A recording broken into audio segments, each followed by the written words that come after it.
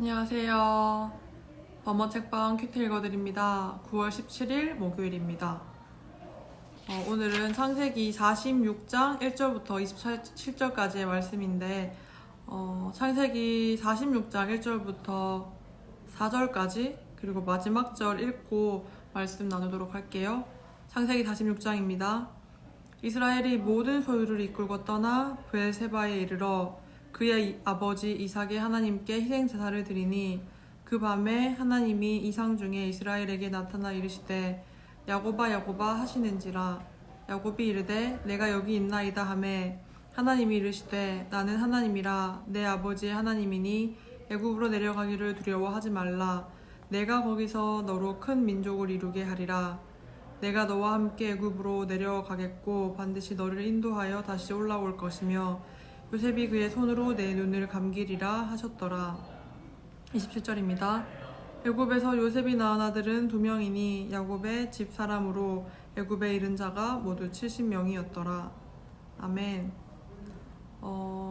이제 오늘 말씀은 드디어 야곱이 요셉을 만나러 올라가는 그 장면입니다.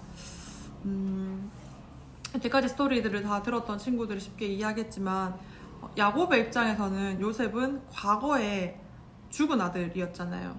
그러니까 그 자식들이 요셉의 피 묻은 옷을 가지고 온 것을 보고 야곱은 당연히 자신의 아들이 짐승에게 물려서 찢겨 죽었다라고 생각을 하고 오랜 시간 동안 살아왔는데, 그러한 야곱에게 이 아들들이 애굽에 갔다가 거기에 우리 형제, 그러니까 당신의 아들인 요셉이 거기 있었습니다, 이렇게 얘기하는 것들을 듣고 처음에는 쉽게 아마 납득이 되지 않았을 겁니다. 그래서 요셉의 없어진 아들이었던 요셉을 다시 만나러 가는 이 야곱에게 있어서는 굉장히 신기한 기분이었을 것 같아요. 그러니까 죽은 아들이 마치 살아온 것 같은, 있을 수 없을 것 같은, 자신의 정말 사랑했던 그 아들 요셉이 살아있다라는, 자신이 정말 자신의 가장 아꼈던, 그 많은 아들들 중에서 가장 아꼈던 자신의 아들이 죽은 것이 아니라 살아있다라는 그 얘기를 들은 것은 굉장히 막 기적과 같았을 것 같아요. 그래서 이 야곱은 그 요셉을 만나러 드디어 모든 소유를 이끌고 브엘세바로 갑니다. 그런데 이곳에서 야곱이 했던 일은 뭐냐면 1절 하반절인데 그의 아버지 이삭의 하나님께 희생제사를 드렸다고 이야기를 합니다. 야곱이 이렇게 희생제사를 드렸던 이유가 뭐냐면 본인이 정말 지금 이곳으로 애굽으로 가는 것이 옳은 것인지 거기에 대한 기도를 하나님께 드렸던 거예요. 여러분 생각해보세요. 야곱의 입장에서는 진짜 굉장히 막 절대 일어나지 않을 것 같은 불가능한 일들이 기적처럼 이루어진 거잖아요. 죽은 아들이 마치 돌아온 것 같은, 자신은 다시는 살아서는 자신의 아들인, 자기가 정말 사랑했던 그 아들인 요셉을 볼 것이라는 생각을 못했는데, 그런데 그 요셉이 살아있고 심지어는 그 요셉이 지금 굉장히 높은 위치에 있는 사람이라는 것을 듣고는 엄청 기쁘고 이제 막 빨리 이렇게 달려가서 자신의 아들을 막 보고 싶었을 것 같아요. 그런데 그때에 이 야곱은요, 하나님께 먼저 기도를 했다는 것입니다. 하나님, 내가 정말 그곳에 가도 되는지를 이 야곱이 희생제사를 드리면서 물어본 거죠. 여기에 대해서 하나님이 이렇게 응답하십니다. 2절이에요. 야곱아 야곱아 하시는지라. 야곱이 이르되 내가 여기 있나이다 하매 하나님이 어떻게 대답하시냐면요, 3절에서 나는 하나님이라 내 아버지의 하나님이니 애굽으로 내려가기를 두려워하지 말라. 내가 거기서 너로 큰 민족을 이루게 하리라. 내가 너와 함께 애굽으로 내려가겠고 반드시 너를 인도하여 다시 올라올 것이며 요셉이 그의 손으로 내 눈을 감기리라 하셨더라. 야곱은 여기서 하나님의 확정을 듣습니다.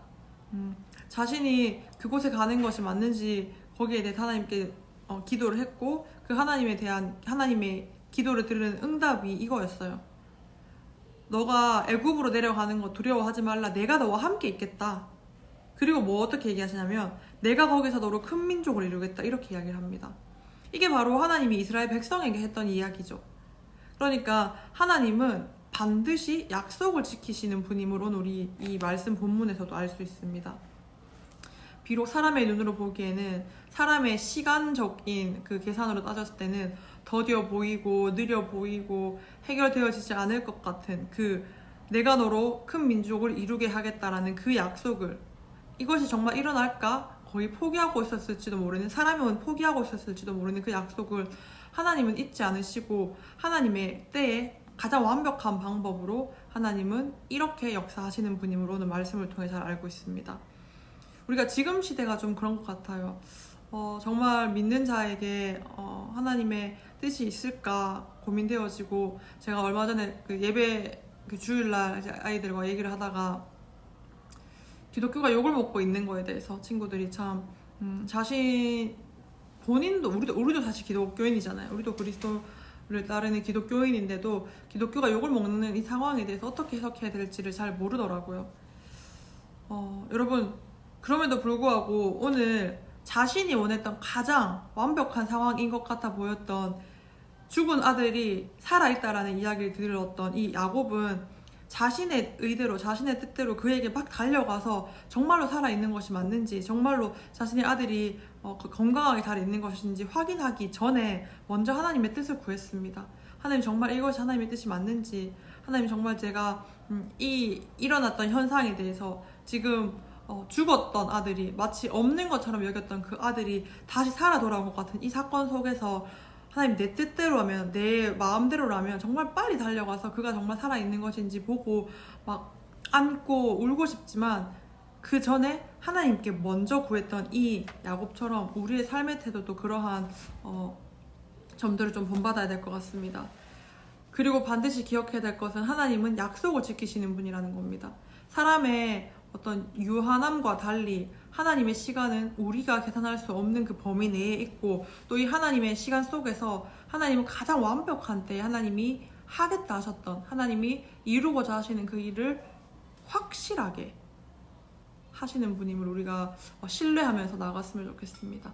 이러한 신뢰가 우리 안에 있을 때 세상의 어떠함이 아니라 어떤 외부에서 우리를 향하는 그 소리에 흔들리는 것이 아니라 정말 이 말씀이 말하는 것에 의지하여서, 하나님의 주시는 그 은혜에 의지하여서 하나님을 신뢰함으로 우리가 이 땅을 정말 부유하게, 영적으로 부유하게, 경건하게, 영적으로 하나님 앞에 바로 서 살 수 있습니다. 그 믿음 가지고 오늘도 힘차게 하루를 시작했으면 좋겠습니다. 제가 기도할게요. 하나님, 감사합니다. 생각지도 못했던 일들이 기적처럼 일어났던 이 야곱의 삶 앞에서 그는 경거망동하기보다는 정말 하나님께 먼저 그 뜻을 묻고 하나님께 확실한 대답을 받아 움직였습니다. 하나님, 우리도 정말 어떤 일들을 행할 때에 우리가 계속 기도하고 우리가 계속 원하고 구하던 일들이 일어났을 그 환경 속에서 사람의 생각으로만 그 일을 헤쳐나가기 이전에 하나님을 먼저 신뢰하고 하나님께 먼저 물어보고, 항상 하나님을 먼저 우리의 모든 일정 가운데, 우리의 모든 삶의 변화들 앞에 하나님을 먼저 둘 수 있도록 우리의 믿음을 좀 지켜주시옵소서. 하나님, 반드시 우리와 했던 약속들 잊지 않으시고 이루시는 분이심을 우리가 말씀을 통해 배웁니다. 하나님, 우리 각자가 기도하는, 원하는, 또 소원하는 바가 있을 것인데, 하나님, 우리에게 그 약속들 하나님께서 반드시 이루어 주시는 분이심을 경험할 수 있도록 하나님 큰 은혜 허락해 주시옵소서. 그래서 이 어려운 때를 살아갈 때에 세상이 기독교를 욕하고 세상이 교회를 손가락질하는 이 어려운 상황 속에서 아이들이 믿음의 흔들림 없이 정말 하나님을 신뢰함으로 하나님이 이 모든 상황들을 완벽하게 이루어내실 분임을, 또 하나님이 가장 완벽한 그 타이밍에, 하나님의 그때에 하나님의 그 약속을 보이실 분임을 우리가 마음으로 신뢰하며 나아갈 수 있도록 주님 도와주시옵소서. 우리의 삶에 하나님을 항상 먼저 우선순위로 두기 원합니다. 기도하며 하나님의 뜻을 구할 수 있는 지혜로운 그리스도인 될 수 있도록 도와주세요. 사랑합니다. 감사합니다. 예수님 이름으로 기도드립니다. 아멘. 여러분, 오늘 하루도 화이팅! 빠잉!